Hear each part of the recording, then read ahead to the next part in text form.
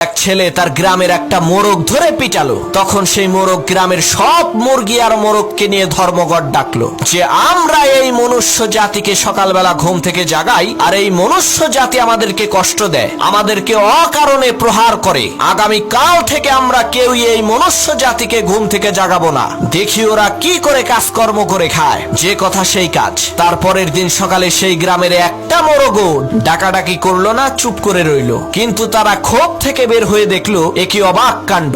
গ্রামের সব মানুষ ঘুম থেকে উঠে তারা তাদের কাজকর্ম করছে। তখন গ্রামের সকল মুরগি আর মোরগ বুঝতে পারলো আমরা যদি না থাকি, বাকবাকুম করে না ডাকি, তাহলে মানুষের জীবন ধারায় কোনো পরিবর্তন হবে না। ঠিক একই ভাবে বন্ধু, তুমিও যদি না থাকো এই পৃথিবীর কিছুই আসবে যাবে না। তুমি তো ভালো, পৃথিবীর বিশাল বড় রাজা বাদশাহ নবী রাসূল তারাও চলে গেছে, তাই বলে কি পৃথিবী থেমে আছে? পৃথিবী তার আপন গতিতে চলছে আর কিয়ামত পর্যন্ত